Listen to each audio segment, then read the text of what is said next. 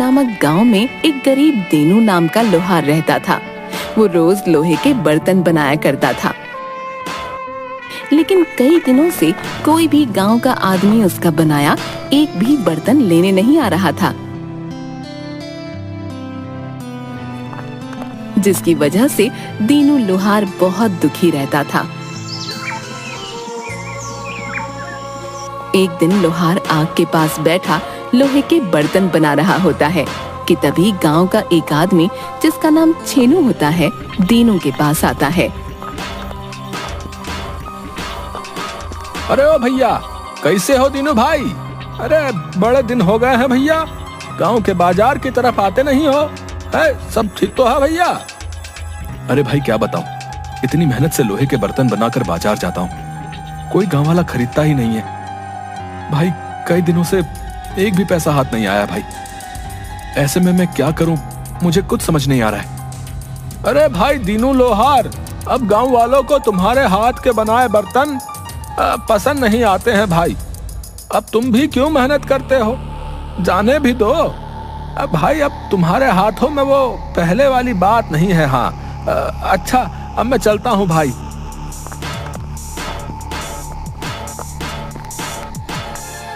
दीनू ये सुनकर बहुत दुखी हो जाता है कि तभी वहाँ दीनू की पत्नी आती है। अजी सुनिए ना, आखिर आप लोहे के बर्तन बनाने का काम छोड़ क्यों नहीं देते? कोई मुनाफा तो होता है नहीं, यहाँ तक कि अब तो गांव वाले भी आपके बनाए बर्तन नहीं खरीदते। अब आप ही बताओ ना, ऐसे में हम खाएंगे क्या? नहीं नहीं नहीं, मैं कुछ नहीं जानती, अब आप भी जाओ और कुछ नया काम देखो। हाँ लेकिन भाग्यवान, मुझे तो सिर्फ ये लोहे के बर्तन ही बनाने आते हैं, ऐसे में मुझे भला कोई और काम कैसे मिलेगा? लेकिन अगर तुम कहती हो तो मैं जाकर देखता हूँ, शायद कोई गांव वाला मुझे काम दे ही दे। जिसके बाद दीनू वहाँ से गांव की तरफ जाता है।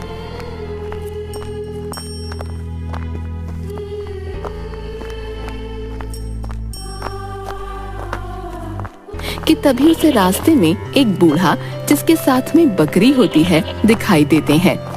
अरे ओ बेटा, मैं दूसरे गांव से आया हूँ। मेरे साथ मेरी 2 बकरियां थीं। मैं इन्हें मेले से लेकर आ रहा था, तो मेरी एक बकरी भागते हुए यहाँ आ गई भाई। मेरी मदद करो, न जाने मेरी बकरी कहाँ चली गई। अरे बाबा, तुम बिल्कुल भी दुखी मत हो, मैं तुम्हारी बकरी ढूंढने में मदद करता हूँ। तभी दोनों गांव में बकरी ढूंढने लगते हैं।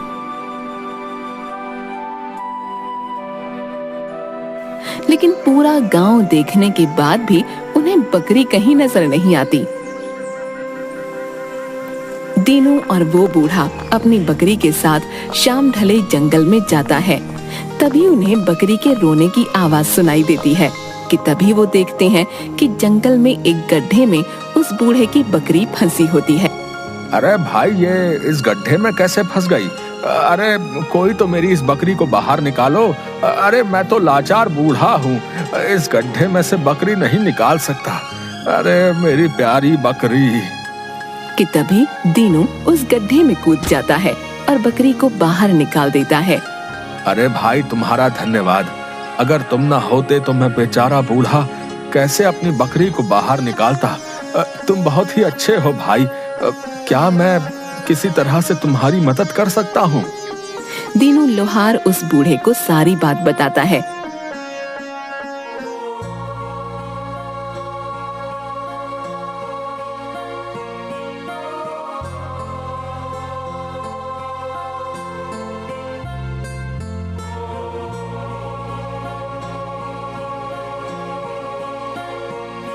अरे बेटा, तुम्हारी इस समस्या का मेरे पास एक उपाय है। तभी वो बूढ़ा एक चिमटा अपनी झोली में से निकालकर लोहार को देता है। बेटा, ये कोई मामूली चिमटा नहीं है बेटा, बल्कि एक जादुई चिमटा है। इस चिमटे से तुम जो भी मांगोगे वही तुम्हें मिलेगा। हाँ है? क्या सच में बाबा ये एक जादुई चिमटा है? मैं जो मांगूंगा वो मुझे मिल जाएगा? हाँ बेटा, लेकिन ये चिमटा चमत्कारी है जो अपना रूप कभी भी बदल सकता है। ये मायावी चिमटा है बेटा, इसलिए लालच में आकर कुछ ऐसा मत मांग लेना जिससे तुम्हारा सर्वनाश हो जाए। याद रखना, ये जादुई चिमटा गलत हाथों में जब जाएगा तो इसका उपयोग अपने लालच को पूरा करने के लिए वो करेगा। तब ये स्वयं ही उसके पास से अपने स्थान पर वापस लौट आएगा। अच्छा बेटा, अब मैं चलता हूँ। हाँ। जिसके बाद वो बूढ़ा वहां से चला जाता है। दीनू चिमटे को लेकर अपने घर जाता है। हे जादुई चिमटे, तुम तो मेरी दशा जानते ही हो। अपने जादू से कुछ ऐसा कर दो कि गांव वाले मेरे बनाए लोहे के बर्तन लेने आने लगे, ताकि मेरा जीवन अच्छे से व्यतीत होने लगे। अगली सुबह होती है और दीनू देखता है कि उसके घर के बाहर गांव वालों की एक लंबी लाइन लगी है। अजय देखिए ना, आज तो हमारे घर पर गांव वालों की बड़ी लाइन लगी है। हाँ, ये सब आपके बनाए लोहे के बर्तन लेने आए हैं। और हाँ, देखिए देखिए कितनी लंबी लाइन लगी है। अरे दीनू भैया, अरे कब से वेट कर रहे हैं आपका भैया। तनिक मुझे एक लोहे की कढ़ाई दे दीजिए। अरे हाँ भाई हाँ, क्यों नहीं, अभी देता हूँ। और फिर ऐसे ही सारे गांव वाले भी दीनू से जो भी बर्तन उन्हें चाहिए वो मांगने लगते हैं और बदले में दीनू को पैसे देने लगते हैं, जिससे दीनू और उसकी पत्नी बहुत खुश हो जाते हैं। अरे वाह, कितने सारे पैसे आए हैं। अब लगता है हमें पैसों की तंगी नहीं होगी। वो जादुई चिमटा तो सच में जादुई है। देखिए सुनिए जी, आज तो आपके पास काफी पैसे आ गए हैं। अब मैं तो चाहती हूँ कि आप रोज ज्यादा मेहनत करके खूब सारे लोहे के बर्तन बनाए कीजिए। हाँ, ताकि हम जल्दी से अमीर हो जाएं। हाँ हाँ भाग्यवान, जैसा तुम चाहती हो वैसा ही होगा। मैं खूब मेहनत से लोहे के बर्तन बनाऊंगा। अगली सुबह फिर से दीनू के घर के बाहर एक लंबी लाइन लगी होती है। दीनू फिर से गांव वालों को बर्तन देता है कि तभी वहां छेनू आता है, जो दीनू से चिमटा लेकर गया था। वो ये देखकर बहुत हैरान हो जाता है कि दीनू के घर के बाहर गांव वालों की इतनी लंबी लाइन लगी है। अरे भैया, अभी कुछ रोज पहले पास से गुजर रहा था, तब तो ये दीनू लोहार रो रहा था कि मेरे पास अब कोई गांव वाला बर्तन लेने नहीं आता। और देखो भैया, यहाँ तो गांव वालों की बड़ी लंबी तादाद है। लगता है कोई जादू की पोटली हाथ आ गई है। इस दीनू लोहार के हाथ है, कुछ समझ नहीं आ रहा है भाई। तभी वो छेनू दीनू के पास आता है और दीनू से कहता है, अरे ओ दीनू भैया, क्या भैया तुम्हारी तो काया ही पलट गई भाई है। अब देखो तो जरा, सब गांव वाले बर्तन लेने तुम्हारे ही पास आ रहे हैं भैया। हाँ हाँ भाई, अब ऊपर वाले की मर्जी है, कभी धूप तो कभी छाया। तभी वहाँ दीनू की पत्नी जादुई चिमटा अपने हाथ में लेकर आती है और दीनू से, अजी देखे ना, ये इतना सुंदर और चमकदार चिमटा मुझे हमारे घर में से मिला। आखिर इसे यहाँ कौन लेकर आया होगा जी? अरे अरे भाग्यवान, ये मेरा चिमटा है और आइंदा इस चिमटे को कभी हाथ मत लगाना, समझी? लाओ, दो मुझे मेरा चिमटा। छेनू को दीनू की ये सब बातें काफी अजीब लगती हैं। अरे ये चिमटा देखने में इतना सुंदर और चमकदार लग रहा है, लगता है ये कोई मामूली चिमटा नहीं है। हाँ, जरूर इस चिमटे ने ही कुछ किया होगा, तभी ये दीनू अपनी पत्नी को भी इसे छूने नहीं देता है। अच्छा बच्चू, तो ये बात है। अब देख मैं कैसे मजा चखाता हूँ तुझे। हाँ।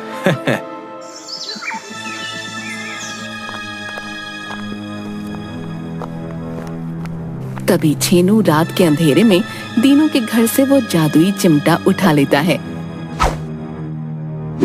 लेकिन जैसे ही जादुई चिमटे को वो अपने हाथ में लेता है, वो जादुई चिमटा एक मुर्गी के रूप में बदल जाता है। ये देखकर छेनू हैरान हो जाता है। अरे अरे भाई, ये कैसे हुआ?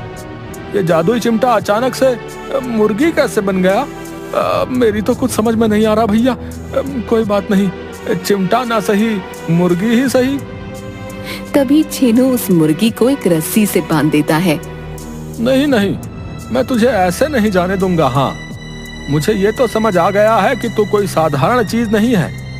कभी चिमटा, कभी मुर्गी, है कुछ भी बन जाता है। मुझे बेवकूफ समझता है तू?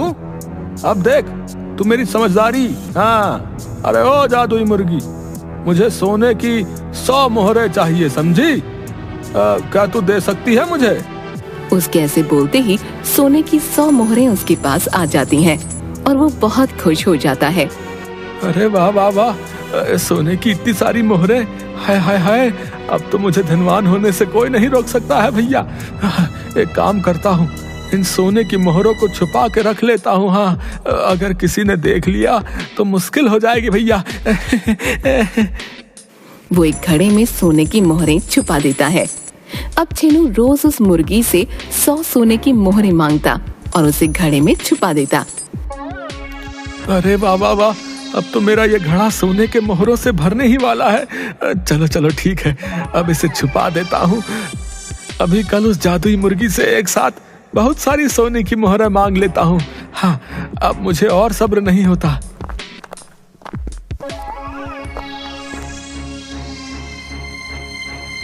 हे भगवान, मेरा जादुई चिमटा किसी ने चुरा लिया। अब मैं क्या करूं? जिसने भी चिमटा चुराया हो, बस इसका गलत इस्तेमाल ना करे, नहीं तो उसका सर्वनाश तय है। कृपा करना ईश्वर। आप इतने परेशान क्यों हैं? क्या हुआ बताइए ना। अब तो हमारा काम भी अच्छा चल रहा है। भाग्यवान, काम तो ईश्वर की दया से सही है, लेकिन उस दिन जिस चिमटे के बारे में तुम पूछ रही थी, वो एक जादुई चिमटा था। उसके बाद दीनू सारी बात पत्नी को बताता है। आप सही बोल रहे हैं, उस चिमटे का बस गलत इस्तेमाल ना हो। मुझे तो भैया पर शक है, क्योंकि उस दिन चिमटे की बात सुनकर वो कुछ अचंभित लग रहे थे। अगली सुबह छेनू फिर से उस मुर्गी से 100 सोने की मोहरें मांगता है, लेकिन इस बार मुर्गी एक भी सोने की मोहर नहीं देती। अरे आखिर इस जादुई चिमटे की बनी मुर्गी को हो क्या गया भाई? आज एक भी सोने की मोहर नहीं दे रही है। ए जादुई मुर्गी, मुझे सोने की मोहरें चाहिए। हाँ, ऐसा छेनू कई बार बोलता है, लेकिन मुर्गी एक भी मोहर नहीं देती, जिसकी वजह से छेनू को बहुत गुस्सा आ जाता है। अच्छा, तो तू ऐसे नहीं मानेगी। अभी बताता हूँ तुझे कैसे नहीं देगी मुझे सोने की मोहरें। रुक तू, मैं तेरे अंदर से सारी सोने की मोहरें निकाल लूंगा। हाँ,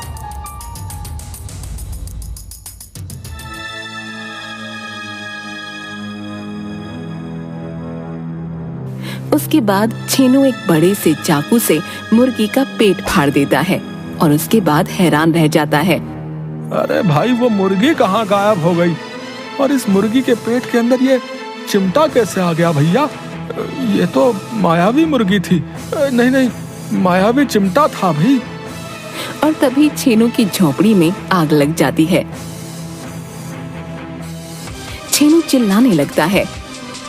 हाय हाय, अरे अरे अरे अरे, ये मेरी झोपड़ी में आग कैसे लग गई भैया? अरे अरे, हाय मेरी सोने की मोहरें, हाय मेरी सोने की मोहरें न जल जाए कहीं भैया। मेरी झोपड़ी तो जलकर राख हो ही गई। अब अपनी सोने की मोहरें देख लेता हूँ। हाँ। तभी छेनू मिट्टी के अंदर छुपाया हुआ वो घड़ा निकालता है, जिसके अंदर वो सोने की मोहरें छिपाया करता था। छेनू जैसे ही घड़े के अंदर देखता है, हैरान रह जाता है। छेनू ये देखकर जोर जोर से रोने लगता है। हाय हाय, ये क्या हो गया भैया?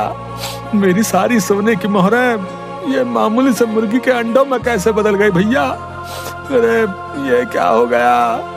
हाय हाय, अरे मेरे सारी सोने की मोहरें कहाँ चली गई? मेरी तो झोपड़ी भी जल के खाक हो गई भैया, और हाथ से सोने की मोहरें भी गई। तभी वहाँ पर दीनू और उसकी पत्नी भी आ जाते हैं। छेनू भाई, किसी और के हिस्से का जादुई चिमटा तुमने चुराया और उसका गलत इस्तेमाल किया, जिसका नतीजा तुम्हारे सामने है। भैया, मुझसे बहुत बड़ी भूल हो गई भाई। मैं लालच में आ गया था, जिसका मुझे ये इनाम मिला है भाई। अरे मुझे माफ कर दो भैया।